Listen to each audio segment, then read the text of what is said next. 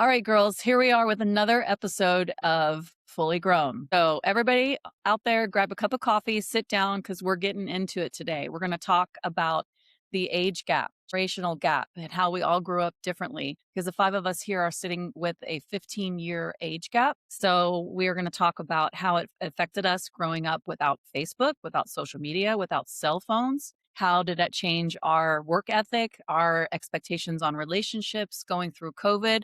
And all the full gamut. So let's get into it, girls. Should we talk about the youngest person in the room or the oldest person in the room? Where should we start? I think we start with the youngest one. She's got I some do fun too. stuff. Like, pretty fun stuff when it comes to generation because and I would say preface this conversation that not only are all of my sisters older than me, but also most of my friends are older than me. So I don't know what that means about me as a person, but I'm okay with it. The thing that I was thinking about when we were talking about doing this episode was just how different, yes, you're raised and the times that you're raised in, but also it's, as a millennial of this conversation, I've had, things like 9/11 and there's tons of memes out there of what we've been through as millennials and why we live in this state of anxiety. Coming from a family where I was always called Stressy Jessie, it kind of is fitting that that was for my generation.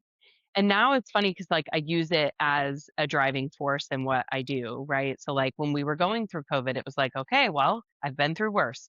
We can do this. You can get through it." And Another then I had to go through actually birthing my second born with a mask on, and that wasn't so fun. But I think in general, it's just really interesting to watch my kids who are 5 and 8 and what they are absorbing. And Amber, I know you had mentioned as we were chatting about this, like the New York Times article. I think that's an important thing that we talk about because it is information overload right now. I mean, I don't know about you guys, but even when I'm on my Instagram, I'm like, everything is an algorithm. Everything is paid. It's not authentic anymore, and it's super frustrating coming from somebody who's like I'm a true millennial, but I'm really an elder millennial because of all of my friend groups and family. So, yeah, it's a frustrating time, I think, to be in this world. It's interesting you bring up the Instagram. That's exactly the conversation Jared, my husband, and I were just having, is that not only is the information that we're all getting the data Dorito, so to speak, because it's so hyper processed, but also Instagram and social media doesn't have the fun discovery anymore because it is an algorithm that has become so precise that you don't have new things that you've never thought of brought to your attention. And there's a lack of people caring about the content they put out there. So instead of getting those beautiful pictures that Instagram originally was, and you were interested in the lighting or the way the picture was composed, it's so easy to throw anything up and build any sort of content or share information that no one's discerning about it anymore. Doesn't even have to be a real person anymore. Exactly. I'm surprised you weren't talking about what your daughter was wearing on Instagram. That's just an algorithm. That's not really her.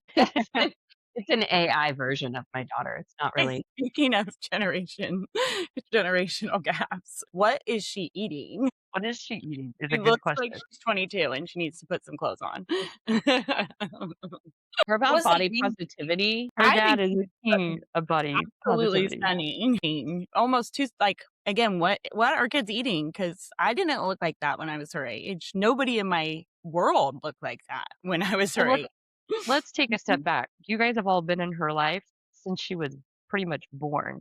So you've got 5 women who love the beauty industry, even though 3 of you aren't technically in it the way Jesse and I are, but you're just as much a part of it. Let's talk about the generational difference and how your mom was the beginning of the blowout. Like every picture of you guys when you were little do not look like the pictures of me when I was little. They look more like Mamie.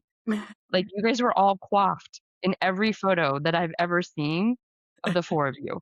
That's Like, a difference in parenting, though, because it was something that Heather, my wife, had noticed about my kids is I never sent them to school without their hair done. right. Their hair always was done. And Same they with went to Becky. school with kids that their hair looked like hot train wrecks every day. And now I'm in education and I see these kids come to school. It's really just a difference in philosophy as a parent, like what you send your kid to school in. You could walk down the hall and on either side of the hall, you have a kid that looks like they literally just got out of bed and picked their own clothes. where you have kids that their parents were very clearly like, you are going to wear this and you are going to get your hair done before we walk out of this house. Well, that's Mom was because like that. mom was the barometer, right? Mom was social media, right? Now we have social Right. media going, I want to look like that.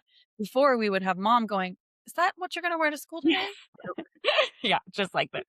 Did you brush Amber, your do hair you, today? Are That you the outfit is Right. really cute. It would look so much better if you had makeup on. Yeah, exactly. Did I not buy you makeup? I thought we were going to use it. What's happening? Where's your mascara? your eyes would just Better. pop a little bit more if you could do that, and a little Right. something on your lip never hurt. Yes, we didn't need social media. We didn't need to compare ourselves to everybody that we saw on our phones. We had our mom every day keeping us in check. Yeah, which was a gift. Yes. I mean, when you eye Mimi looks the way she does on social media, it started with all of us, and that came down the generational. And that is Listen, absolutely a compliment. I think she could be like a model, but it just shows you like that she's not the all of her friends look like that too. I'm like, what are these kids eating for breakfast? Because Well, but here's the How did difference. let me drink their blood. I would totally drink their blood. Okay, you guys are sick. Here's digress. the part that I was just thinking about that kind of relates. Yes, they look like that, right? That's their bot, their skin, if you will, on social media. But if you try and have a conversation with them live and in person, they're like, Data Dorito. yeah. So like this is where the concept of Gen Z stare comes in, and there are tons of videos you guys can look up on your own Let's see time. it. But Give it to us. the Gen Z stare is essentially you walk into a coffee shop, and maybe this is us as millennials and Gen X and all the things. I'm a But when I zillennial. walk into a coffee shop, especially like a small one, not even a Starbucks, I want to know what their favorite coffee is. Like you're the barista. You have like a name here. And you walk in and you're like, "Hey, can I get a coffee?" And they're like just looking at you. And then like they look down and they put something in and then they're like, "What size?" And you're like, "Well, can we talk about what kind of coffee first? Like before you jump into what size or iced or hot, can we talk about like what's your favorite?" So then I'm like, "Well, what do you like?" "I don't drink coffee." And Blank then it's stare. like, "Well, what do you drink?" "Well, I don't drink anything in the morning. I normally have a matcha in the afternoon." Like it's just very not like conversational, and it's so stressful for me. Like I want to be like shake them and be like, "Nope, this isn't it, honey. Eventually you're going to realize that you have to communicate in the world and this is not it." Yeah, it's really scary what that whole entire workforce is going to look like. Yeah, I can tell you what it looks like Yeah. Same. with them now. Since I sell payroll and HR, I can as well. They're like, what do I do about these people? Like, I can't tell you. That's not what my job. To help you. It's not in my job Well, description.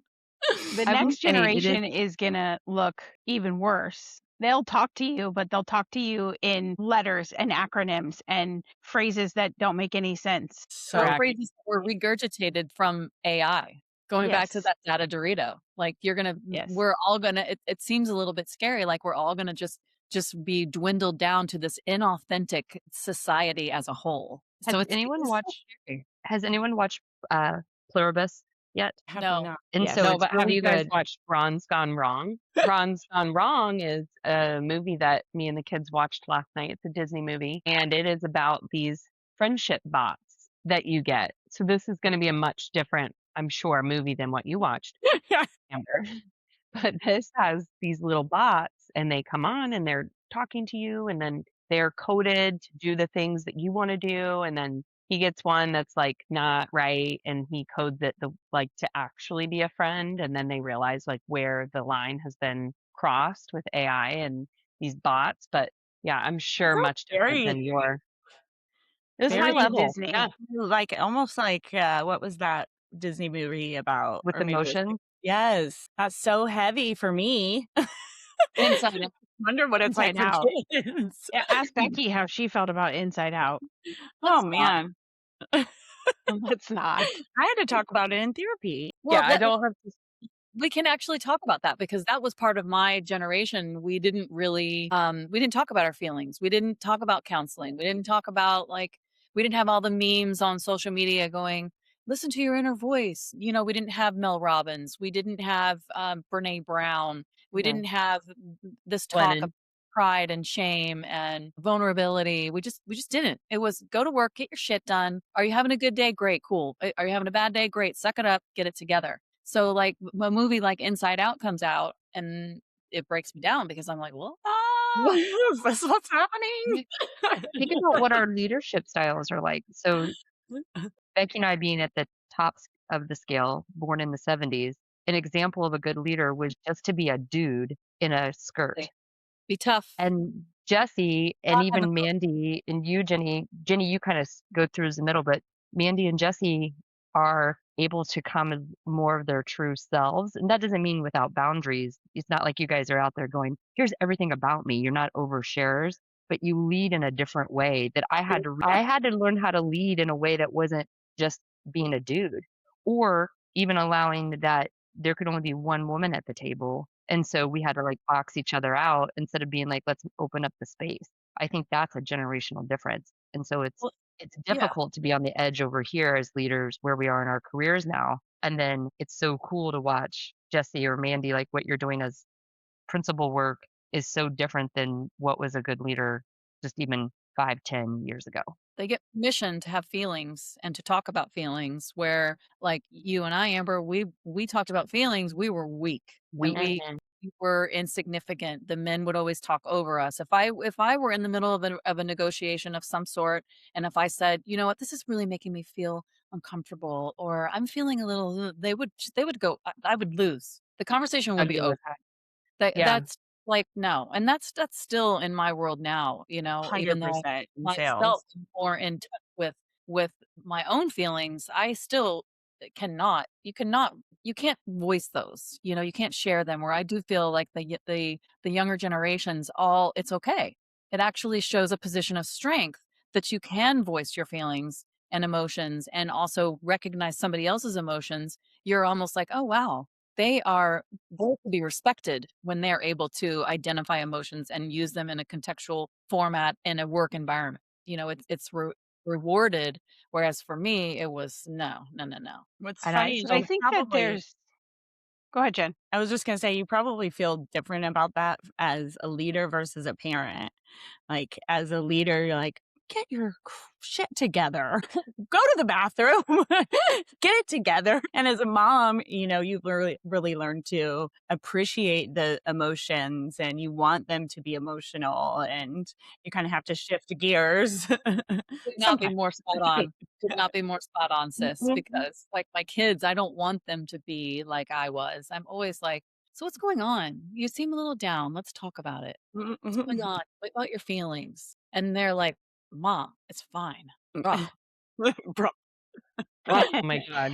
Bruh. bruh. But I think that there's some of what you guys in your the way that you guys came into your leadership and how you had to be tough.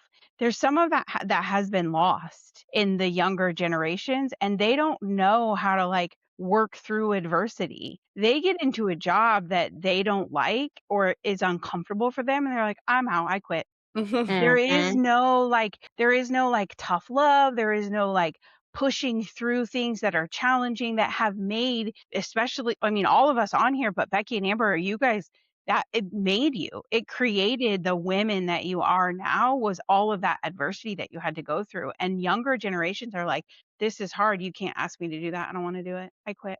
And they they need literally, Yeah. friction. I'm out. There's a No lack of tweets, no this, no friction. nothing. Just I'm done. I think that's nature versus nurture. Which one? I For mean, sure. You think it's a parent thing or a and societal that's the point. I thing? think it's a generational thing. Yeah, I it's think that it's a generation. whole generation of young kids that are entering the workforce that get into jobs that ask them to do something that is hard or maybe ever so slightly outside of the lines of their written job duties. And they're like, no, I'm not doing that. Yeah. I mean, it's incredible. I'm listening to my adult kids in their adult jobs, and they're like, I don't want to do that. I don't care. It's your job. You're going to do See, it. that's the And difference, the it's parenting and wild. But it's like once they get into the advocates. workforce, that parenting goes away. Like they're going to do whatever they're going to do. See, I'm Yeah. telling So I it's mean, interesting. yeah. Jesse, go ahead. No, I was just going to say, I think it's different, like you guys talking about your adult or almost adult children versus like my 5 and 8-year-old, which is, again, it's good generational conversation because they're Gen Alpha. Yours are technically, what are they? Gen Z. Gen Z. Yeah. So like Gen Alpha maybe is the switchback because I mean, Hopefully. my kids, I feel like they will do anything. Like, and maybe that's like different in parenting, whatever. But if I said, hey, like this can get you to where you like we just went to New York and Maverick's like, well, I'm gonna work on Wall Street. And I'm like, well, Love that. okay, well, how are you gonna do that? Well, I'm just gonna go up in that building and I'm like he doesn't like I'm a little bit afraid that you don't understand the process here, buddy, that like you gotta go to school and get the job and do it right. But it is kind of funny because with them, I almost think the back to the emotion conversation, they don't know what, quite frankly, each of these emotion I don't even know every single emotion and how exactly it makes you feel, right? So the other day, Macy said something and she's like, that they're just being really greedy. And I'm like, I don't think that's the right word for I mean, that. man, I'm Say more it was about like that. it yeah. And then you ask that and she's like, I don't know. I'm like, okay, maybe we're not ready to like really quite use every single emotion is my only point. Like sometimes I think it's and also as a parent, like I don't have the time to explain every single emotion. So I think it's like inviting them to have an emotion and go, okay, maybe try and help them label it. But also I think we've gone way too far the other direction as this like gentle parenting and all the stuff where it's like there has to be tough love at some point. And like I'm kind of in this new parenting cycle where everybody's like, "Oh, like we don't tell them that they can't do things." And I'm like, "What? Like what but do you yeah, mean?" you. And like we welcome all emotions. I'm like, "Yeah, well, sometimes you can't be angry when I'm asking you to do something. Like that's not, you I know." think that's parents, like, seeing what happened, and they're like, "Mm-mm, we have to reset this," and that's why Gen Alpha is going to, like, be the change because parents are like, "Mm-mm, we cannot have our kids be like that." Right. Like We maybe saw. Gen Z kinda got away from us where everybody was parenting like, "I wanna hear from you, I wanna hear emo" Now, I almost think my generation of parents is either one way or the other, which is not shocking that in a world that we live in, that it's totally polarized, but it's like and I've said this before in podcasts, but, like, you're either a gentle parent or you are too stern on your kids, and there's no in between, but there actually is a happy medium, trying to teach our kids that there's a right time and a wrong time to have different emotions too. Like you can't be angry when we're asking you to do something and you can't sign me down for every single activity that you ever start. Like you have to finish it because that's teaching them work ethic. So there's this like really happy medium, but it's an interesting parenting conversation in my generation right now. I'll tell you that I much. a unique perspective watching this generation that you're talking about, Jess, because of the martial arts studio. At our martial arts studio, I see parents who are being a little bit more tough. You know, they're like, no, you're going to finish this class and you're going to come and do this class. I still see a lot of the kids who are a lot of parents who are like, he just doesn't want to come. He doesn't want to come. And I'm That like, would not fly in our no, household. I'm like, Doesn't fly in my house. I can totally relate. I had the same thing with my kids, but you know what I told them? I said, "You're gonna finish." Mhm. And I'm quiet, and they're like I can see them just be like, "What?" Yeah, I know. Sometimes you just gotta, like, give them a little push and make them finish. They started it. I mean, it's a really big deal to finish your black belt. You gotta finish it. So, I'm starting to see a little mix, which is I do think, everything in life is cyclical. So, Uh-huh. there's see these waves. But it's super interesting to see this generation of parents, especially as my kids are 15 and 17, and I'm kind of leaving the world of being a parent of at least a young child and a parent of a young adult. So very, very different. Even myself, like I don't parent my kids that way. Like I was tougher on them then than I am now. Now, my oldest is like, I don't want to grow up. I don't want to be an adult. I want to live at home forever. And I'm like, hey, Please honey, do. you can stay with me forever. It's okay. I'll pay. How much money do you need per month? I'll make it. No, You know I what? am Yeah. 100%. You need to go out there and your lifestyle will not look like the one that you were raised with if you don't get your shit together. And so go out there, get it done, and then you can come back and live next door, but you have to buy the land. I'll I'll put the pool in. Non-exhaustive. We have to talk about this. Non-exhaustive baseline expectations. If every parent in the world does not have a sign on their garage door, then you're missing out. Yeah. The It looks like the things, whiteboard behind you, the wa- Becky. the- correct, yeah, but there's nothing on it.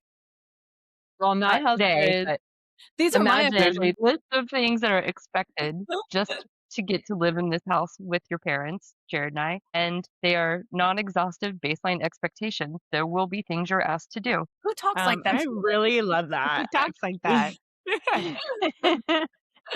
When I Listen, tell you that I literally stopped in my tracks when I read this on just her turn garage door. around I and was look. like, never. And also, I hate to tell you this, Amber, you don't always follow what's listed there. Just so we're clear, It makes you feel better to know that it's posted. it's at least out there in the universe. It's like a handbook. Like she Yeah. put it at least out there. They know what her non-exhaustive expectations are, but baseline expectations, but they can like go around them and they have ways of negotiating. And then she's like, okay, good job negotiating that. Yeah, I'm I- really you know proud of what? you. I give them credit for negotiating with Just me. so I'm we're like, clear, the baseline expectations aren't that much. It's load and unload the dishwasher, clean up your own room, take out We the had trash. way more baseline expectations in our household. It was like a bulleted list. Oh my gosh. it is I a wish we bulletin would have, list though, Jenny. you know what I was thinking about the other day? I wish we would have saved one of those lined Gosh, me too. I can yellow. still see it so vividly I in mean, I my could just give mind. you one. I still create them. Yeah. I still You can make just see Mom's bulleted lists of things that I handwriting. need to get done. Yes, it's like bathroom, kitchen. I And know then everything underneath that was on the bathroom, bathroom it was list. clean the sink, clean the toilet, clean the shower, Put the win toilet next to base. the mirror. My toilet Don't is forget at the base say, of the bottom of toilet. the toilet. I cleaned the Because It was on the best toilet. list. The bottom of the toilet was on the list. that was a Cindy Groover. She stood over you while you cleaned the full toilet from top to bottom to make sure that you understood what it meant to clean a toilet. And it was like Yeah. almost like in MASH where it was like watch one, do one, teach one. Yeah. Was I do, we do, you Groover's do. It's expectation basic of teaching. cleaning. Yeah. Yeah. This was more like if she had to go back and show you if she had to show you how to clean it, you were in trouble. Yeah. Real trouble. Do you And remember did Saturday mornings? Saturday My mornings. favorite was when we would have our lists on Saturday mornings and Jenny would play Let's Make a Deal. Yeah. Like, if you clean my bathroom, I'll give you $20 and I'll do your chores next week. What? Except that I you get- knew she was never going to give you Yeah, $20 and she was $20. never going to do your chores the next week.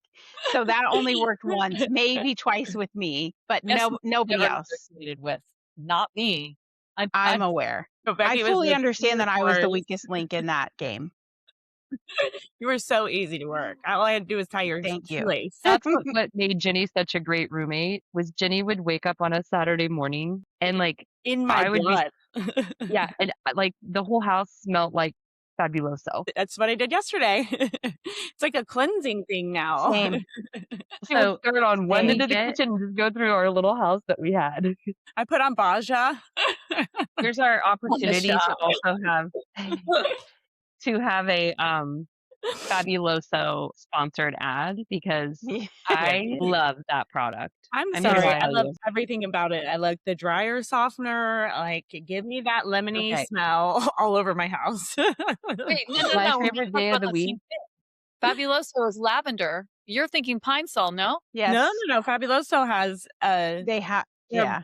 dryer softener is different from their floor scents. No, they have Oh. lavender floor scent. We use it at the Yeah, account. that's what I have for my floor scent. And to but be clear on our facts, growing up, Fabuloso was not around. No, No, Straight up Fabuloso pine sol. it it was. was Or Pine Sol. Clorox. I Pine sol. do love the And smell of bleach. pine sol. Oh, me And too. I so love it. it makes me feel like I could go conquer the world because then everything was clean and ready for me to Yes. go. Yes. That I is feel- actually I hit a Pine psychology. Sol and I'm ready. What? Another That plug is would actually be psychology. Like, dirty house is a dirty head. Like, I cannot start my work week unless my house is clean.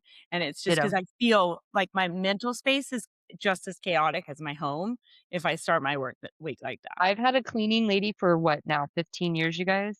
Same person, comes Mondays. That is how the world has to start. Monday, afternoon when she is done, everything is right with the world and I am ready to conquer. But just to kind of bring this back to the Fourth one right now, parenting, Amber, okay? right? Like we have a generation, the gentle parenting generation that didn't make their kids do anything. And then you think about them entering the workforce and it makes complete sense why now they're in the workforce going, I'm not doing that. That sounds hard.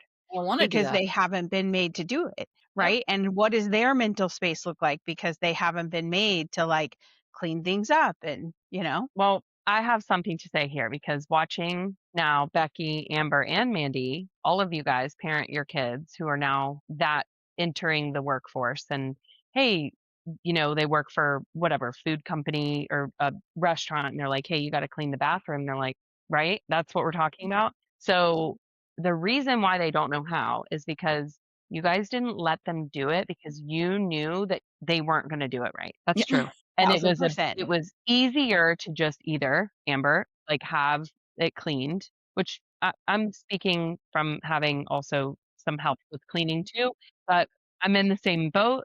I'm not saying that I'm against this, but in a way, it is like showing that like you're saying, Amber, with the mash, like teaching it, watching them do it, then making sure, whatever, follow up. What did you say? Anyway, Do one, show one, teach one, or something like that. I Is that do, good? we do, you do. yeah, there you go, the educator in the room. Yeah. But what I'm saying is, like, even if the reason why is because we aren't letting them do that. And the whole reason why is because they don't do it right in our mind. So a generation of kids that were raised to do everything perfectly. And now all of a sudden we're like, well, we're going to do it because we do it better than you. Like go at that with the dishwasher though. So the dishwasher is loaded all crazy and I don't say anything. Ugh, I just let it what is wrong happen. with people? I don't know I how know. that's There is a works. way to do the dishes properly. I don't get it. But It's then wild. these are the same kids that live in the house and can't figure out where the things go. And it's been organized because you open my cabinets, everything has a place and it is labeled. And Same. yet somehow Stanley cups end up in places that they don't belong. And I don't get it. And the glasses are not where they go. And there are weird bowls on wrong shelves. But I've Okay. let it go. But I have started to ask them to come back and correct it. That is not So where that that's bowl goes. growth, Yeah. Amber. I have something very important to say. This is all coming from the person who has a mishmash of coffee mugs in her cabinet. Why can they not all match? I don't understand.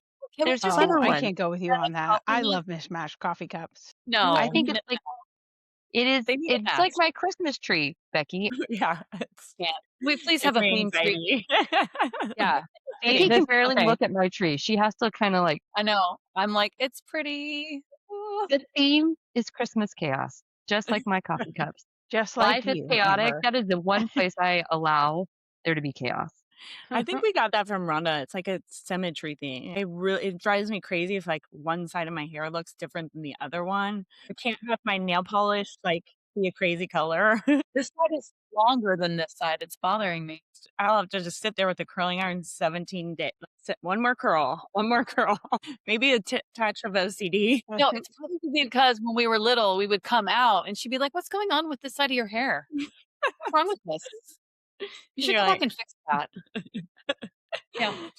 But There's a having difference such a between generational Well, yeah, again, though, right? Like there are gifts that come from that, right? Like now we always look put together and we always have our stuff together, right? I recently read an article that was called The Unintended Consequences of Help. It's all about providing help when it's not asked for or not wanted, and how you're taking control away from the person you're providing that help to.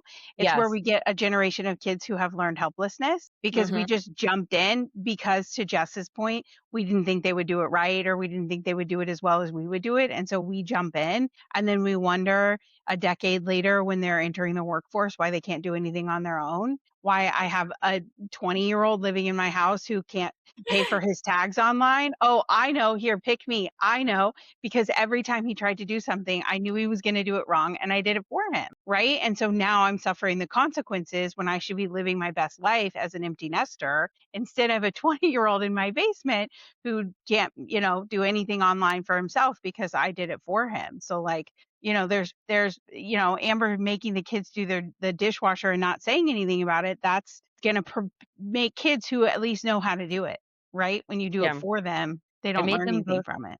I We made didn't them know both how to do do their. those kinds of. Go ahead, Amber. I was going to say I just had it where I didn't do the passport renewal for them. I'm forcing them to do it. Wow, there's so much growth that I'm seeing over there, Amber. It's I wild. know, right? You're making me She's sad. contributing this. Let's go back to the conversation on the patch because everything got better when you got on the estrogen patch. Right, This Jesse? is so true, though. I did. Yeah. Her I brain, was like, all of a sudden was like, wait a minute. What have we been doing for 8 years? Oh my God. I need to Amber, fix you this just need an right IV. now. Oh my god. Get an Yeah, IV. Please, we're back here again. There's You'll be another fine. sponsor for us. All right, Yeah. hold on. All right, this is a Marina really and bad joke. the estrogen patch. This was a really bad joke, and we can decide to cut this out. But you guys remember when I was going to get pregnant with Maverick, and I was like, if it's a girl and I accidentally got pregnant through the Morena, like maybe we just name her Morena. And I'm like curious to know how many kids out there are named Morena. We should we look can, it we up. can actually probably look it up. We could look it up. We need to chat You GPT said that and find is out. going to get pregnant as if it was like Yes, Right. Becky. Like me and Dan are on our way to get pregnant. we're gonna go get pregnant, we're gonna get done, and it's gonna be a girl. Check, check, check. That wasn't, by the way. I mean, It that was would have not. made more sense if I said that, because let's be real, but that's doesn't seem right out of you, Jess. It was Mason just would always be a a good fear. Marina. It was a fear that I could get pregnant during having the Morena. And so it was like, well, if I do, we could just name her Morena. Terrible. It was a terrible joke. So Maverick is But really Marina. comes I think out it with would an be a great imprint name on for the side of her Macy. head. Anyway, I think we are getting off track. track? So You're that right. actually went a little too far, but that's kind of who we are as a group. So I think when it comes to generational gap and where we're at and all of that, I think we're all doing pretty good, you know? Like So I think like this analysis and us having conversation is really just so that everybody starts to kind of realize some of this and maybe help, you know, like even my kids, like, no, they need to learn how to flush the toilet. It's really basic, non-exhaustive, baseline expectations. But it's hard because I'm like, well, it's fine. He didn't do it this time. I'll teach him next time. And I have to stop doing that. But I think we have a good multi-generational because if I saw that Maverick didn't flush the toilet, I would call him back to flush the toilet. Yeah. No Right. qualms. And I maybe would that's not. The just like difference. the little conversation we had at Gasparilla Parade. You are going to enjoy today. You are going to like it. And when we get done, you're going to tell Aunt Amber how much you liked it. That's what we're doing. non-exhaustive expectations. That's it. You're Baseline. going to have a good time. I would That's the absolutely title of today's podcast: non-exhaustive baseline expectations. Absolutely. Love it, actually. Good one. as the I oldest live my person in life. the group, I have this opinion, and I have it across multiple different topics that we're all going to be okay. We really are. I don't worry about my kids. I used to worry about them like obsessively, but I'm like, you know what? It's going to take a minute for them to figure their life out, and it's okay. We're all, even the generations that we're talking about, you know, like we've got these, you know, these early 20-year-olds that are entering the workforce, and we're, from our perspective, it's like, oh my God, are you ever going to figure it out? But they will. You know, it all will ebb and flow, and they'll bring something good to their generation. And you know, our kids, no matter which way we raised them, they're all going to be okay. You know, like if you look back at all of our lives, they all had different directions. You know, every one of us could have absolutely tanked and failed a million times. I But did. well, me too. Me too. I mean, how And it's many a good times thing. did we think that, well, this is it? I'm going to be homeless. This is my life. I'm going to be living on my mom's couch for the rest of my life. I mean, You said that last week. it's all going to be okay. And I look at You that. when I promise, look so I don't at need it, to worry about the 20-year-old in my basement. Your please don't. 20-year-old, I think, is going to be the best one in I the, agree. in the group. He's got I a agree. great work ethic, and Yes. that's the stuff you can't teach. You He's know, like he's just a slow starter, you know, like he's had things in his life that he's had to deal with, you know, like it's not easy. And maybe I feel this way because I feel bad for my kids, having come from a broken family. I know it sucks, and Amber, your kids have just been raised in this like perfectly normal, like, what's the word? Like the normal family. Nuclear, Yes, Nuclear. nuclear Yeah. definitely family. nuclear family. So you have different expectations on them because you didn't have that like, well, this has been hard for them, so I'm going to give them a pass. I've always felt that way with my kids.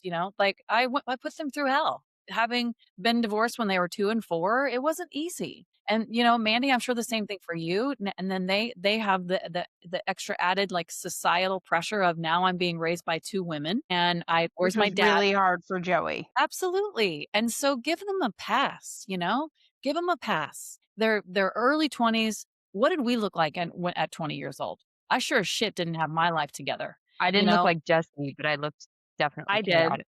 Yeah, Jesse did. Okay, Jess, we know. We get it. You're We know. perfect. You know what's really interesting about that too is I just read the most interesting article about like hiring managers are starting to switch over to skills-based hiring versus education-based hiring, which is Love that.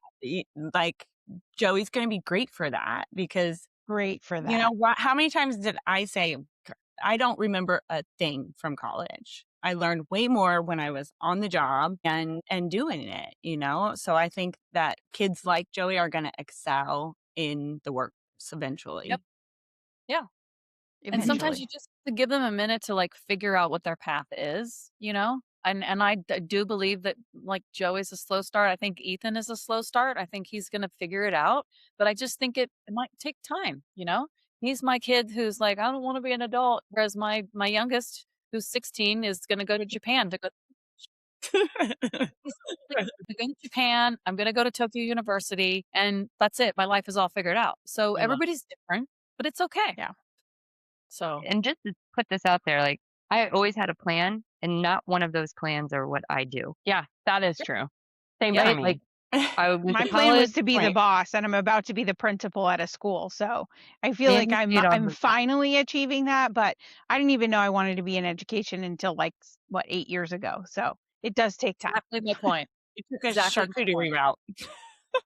And look at how old we all are, right? And we're at the age that we are Not at. very old. I mean, I am. I'm old as dirt, but we're old. We're not 20. We're not 20 is my point. We're not Not 20. 17. We don't have our life. We have our lives figured out now, but for fuck's sake, we didn't when we were little. So There's still some things about my life I don't have figured out. And I think if you're not constantly progressing in your life and constantly growing, then that's when you get stagnant. And that's when you really start to feel your age. So I think we're doing it right. yeah. So I think that's And just that is the moral of the story, like there's all these different generations and all different ways that people were raised. And, I think it's important to have perspective of all the different things. We go to the coffee shop and we got the Gen Z stare. We have to say, who's going to be all right? Sweetie. It's okay, Smart. sweetie. wanna Who are have you? I just wanna With your ask him, like, mantra. what's your favorite color? Like I just wanna start, like, a very, like, basic conversation because 'cause they'll be like, "What? I don't have a favorite color."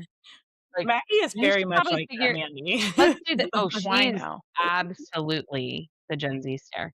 But, yes, what A great example of somebody who like just got out there and does it, right? She graduated high school a year early. She's on target to graduate college a year early and go to law school as a 20-year-old. Like she knows exactly what she wants to do and she's on her way there. And her social skills are lagging behind because she's so intellectual. And so she just thinks she could just keep plugging forward to get all the papers that she needs. And then they'll drop her in a courtroom and she'll give them the Gen Z stare and they'll be like, you lose, guilty on all charges. You need to put her in like Right. Toastmaster or So something. what would she say? What do you I suggest? mean, What kind of coffee should I have this morning? What do you suggest? she doesn't drink I it. yeah, well, she is starting to drink it. I don't know. I'll ask her that question and I'll report back. But Be my like, guess is she would say something like, I don't know, what do you like? Yeah. Yeah, I don't know. That I don't is know. that is the exactly. most Maggie answer I could give you. It is. But that's not your specialty. Like, you're a barista. This is your specialty. And right? that's the This thing. is your job. I know it's tiny. I know this is very, very minute, but like even same thing with like McDonald's. If you go through the drive-through right now, they don't even say have a good day. They just hand you the bag. I'm like, This is why you go to Because thanks. most people Chick-fil-A. are ordering online. Go to I Chick-fil-A. know. But Go to even when I do Chick-fil-A. my pickup Chick-fil-A groceries, I does it all right. I don't know. eat They were just raising different people over there at Can I Chick-fil-A. say something real quick about And Chick-fil-A? Dutch Brothers. Do you know that Chick-fil-A, when they implemented that whole it'd be my pleasure to serve you at the My window, pleasure. you know how many years it took them to get that fully in place? 3 years. really. It took them It's 3 wild. years to finally get everybody to say, "It'll be my pleasure to serve you at the window." And then you say, "Thank you for your food." "My pleasure." My So the pleasure. You guys whole like that? my pleasure attitude took 3 solid years. So Yeah, when you Maggie guys worked like there it? for like 6 months and she still says my pleasure. it's amazing. It's ingrained. Exactly. So when our kids don't flush the toilet, right? Just keep trying. Just keep trying. Just keep trying. They're gonna get it. Takes Yep. time to change a person. Yeah. Be my Yeah. pleasure to Heather's get been back giving in our kids the bathroom. lessons on things like this since they were little, and can remember mom saying things like, they're not listening to you, they're not going to do that right now, and Heather would always say, yeah, it's getting in there somewhere, and I'm just going to keep on saying it, and someday when they're Joey's a 20, perfect 30, 40 example. years old, they will remember this lesson because I said it to them every single time it came up. It's true. 100% Joey's a true. perfect example of that. Like the way Yep. he is about money, and he subliminally picked up something from Heather. For sure. Not me. Yeah. Not me. That was not a dig on you at all. I know it I sounded know. but she's the personal finance person in your house. That's correct. That's correct. Well, ladies, I think that's probably a good place for us to wrap. I think that we all just need to know that it's going to be okay. When we get the Gen Z stare, they're going to be all right. Going to be all right. I'm It's gonna in Just say tell them let's to change prune. the color next time. Tell them to prune. Tell them to prune, and their pictures will look better. All I can say. And stop helping them when they don't ask for help. Yes. It's easy. Yeah. Non-exhaustive baseline expectations, everybody. Expectations. So Simple. just go about your week. Non-exhaustive baseline expectations. That's it. That's That's right. right. And know that you are never, ever fully grown.